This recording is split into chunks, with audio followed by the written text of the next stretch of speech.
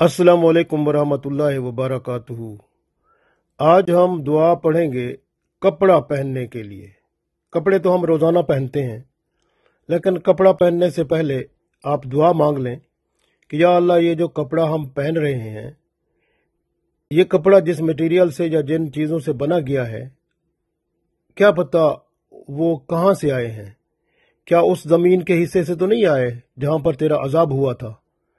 तो उस जगह से अगर आए हैं तो उन पर अजाब के असरात ज़रूर होंगे, और वो बंदे पर जहर होते हैं। क्योंकि अगर बंदे पर वो अजाब के असरात जहर हों तो बंदे को एलर्जी हो जाएगी, या उसको बीमारी कोई हो जाएगी, या कोई तकलीफ होगी। इसलिए जब अल्लाह का शुक्र अदा करके अल्लाह के नाम से वो बंदा कपड़ा पहनता है तो उसके अंदर जो असरात होते हैं वो ख़त्म हो जाते हैं। बाज़ औक़ात वो सिलाई करने वाले या उसको बनाने वाले वो लोग जो होते हैं वो इस हालत में होते हैं कि वो अल्लाह उन पर नाराज़ होता है, तो अल्लाह की नाराज़गी के असरात उस कपड़ों में भी शामिल हो जाते हैं, क्योंकि उन पर उनके हाथ लगते हैं और वो उसको बनाते हैं। इसलिए जब दुआ मांगता है बंदा तो फिर अल्लाह ताला की रहमत से, अल्लाह के नाम से वो असरात ख़त्म हो जाते हैं, और कपड़े जो हैं वो हमारे लिए सेहत व तंदुरुस्ती का बायस बनते हैं। इसलिए कपड़ा पहनने से पहले दुआ ज़रूर मांगनी चाहिए।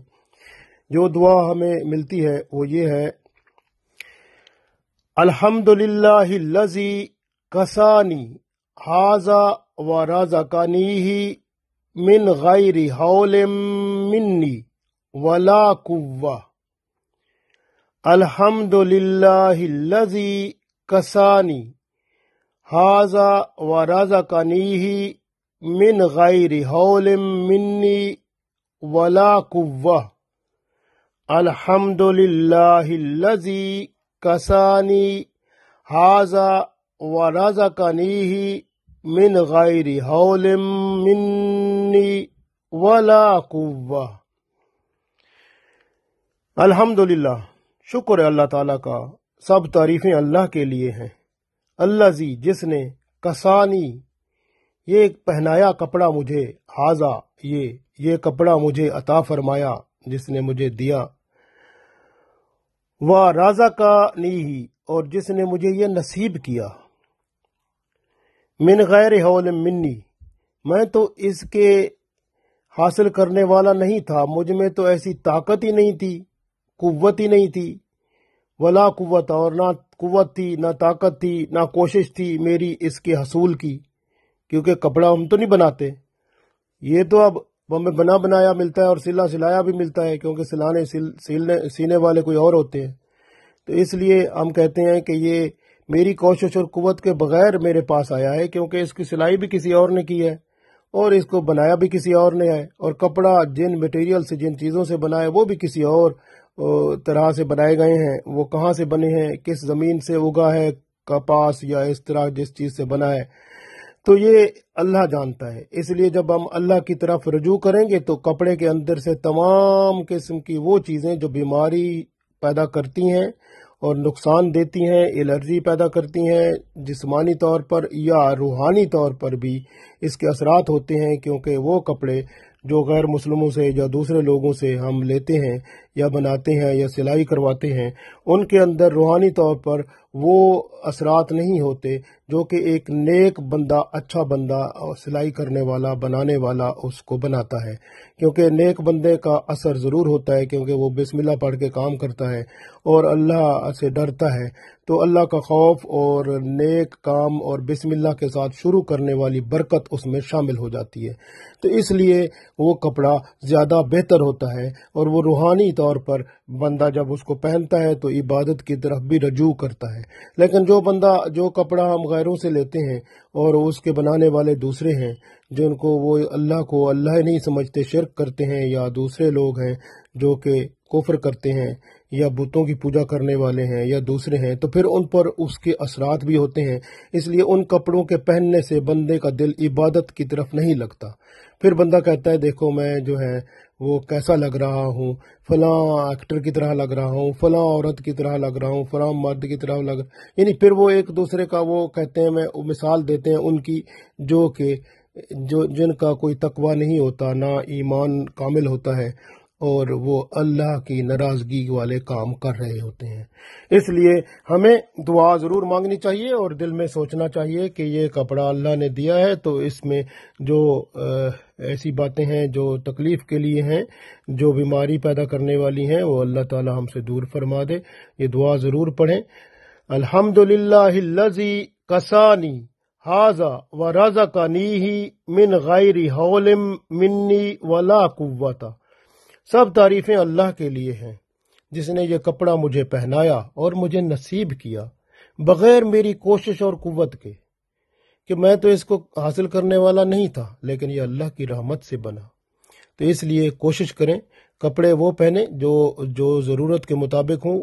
ایسے کپڑے پتلے نہ پہنیں جس سے جسم نظر آتا ہو، کیونکہ نظر آنے والا جسم کی کیفیت جو ہے وہ ننگا ہونے کے مترادف ہے، اور اسلام میں اس کی اجازت نہیں ہے۔ کیونکہ آپ دیکھیں حضرت عائشہ رضی اللہ تعالی عنہا کی جو بہن تھیں، انہوں نے جو ہے اس کو اپنے بیٹے کو فرما دیا تھا کہ آپ ایسے کپڑے نہ لایا کرو جس سے وہ جسم کا حصہ کوئی زہر ہوتا ہے، یعنی پتلے کپڑے، وہ انہوں نے جلا دیے تھے۔ تو اس لیے آپ نے ہمیشہ وہ کپڑے پہننے ہیں جس سے جسم کی سکن جو اندر کا حصہ نظر نہ آئے، اور جسم کو ڈھانپنا ہوتا ہے۔ عورت کے لیے پورے جسم کا پردہ ہے، اور مرد کے لیے ناف سے لے کر گھٹنے تک یہ مکمل پردہ ہے، لیکن پورا جسم ڈھانپے تو یہ سنت ہے اور بہتر عمل ہے۔ اور کوشش کرے بندہ کہ ہمیشہ وہ کپڑا پہنے جو شریعت کے مطابق متقی، پرہیزگار اور اچھا لگے۔ اور آج کل جو ٹائٹ کپڑے پہنتے ہیں وہ دوسرے لوگوں کو ہی وہ فالو کرتے ہیں، ان کی پیروی کرتے ہیں۔ تو ٹائٹ کپڑے جو ہے وہ اسلام میں اجازت نہیں ہے، کیونکہ اس سے بندہ ننگا اور دوسرا ایک طرح کا معلوم ہوتا ہے۔ تو اس لیے وہ ٹائٹ کپڑے اسلام میں نہیں ہیں، کھلے کپڑے ہیں جس سے آپ کے جو ابھار ہیں جسم کے وہ زہر نہ ہوں، یعنی وہ دوسروں کو معلوم نہ ہوں، کیونکہ ابھار جسم کے دوسروں کو اٹریکٹ کرتے ہیں برائی کی طرف، اور اس کا مطلب یہ ہوتا ہے کہ آپ دوسرے کو دعوت دے رہے ہیں برائی کی طرف۔ تو یہ شریعت کے مطابق اس کی اجازت نہیں ہے۔ کھلے کپڑے پہنے اور ایسے کپڑے جس سے جسم کا حصہ نظر نہ آئے وہ اجازت ہے، اور جو کپڑے ٹائٹ ہیں وہ اجازت نہیں ہے۔ اگر آپ پہنیں گے تو پھر آپ قیامت کے دن اللہ کو جواب دیں گے، اور خاص طور پر جب موت آئے گی، جس طرح سخت کپڑے ٹائٹ کپڑے والے ہوتے ہیں اس کی موت بھی اتنی ٹائٹ ہوتی ہے، یعنی اتنی سخت ہوتی ہے، اور قبر میں بھی اس کے لیے عذاب پھر، اور آگے پھر اس کے لیے مشکلات اور زیادہ ہیں، اور پھر اللہ کی ناراضگی تو اور زیادہ ہے۔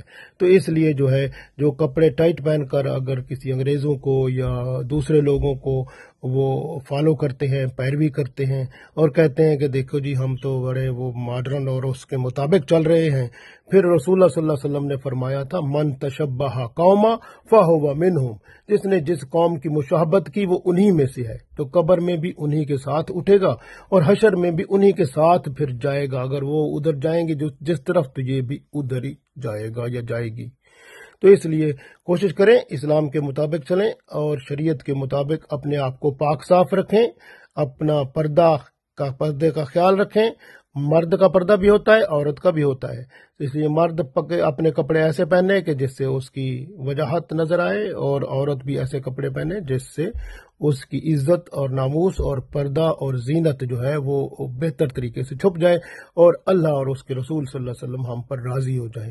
اللہ تعالی ہم سب کو توفیق دے، آمین۔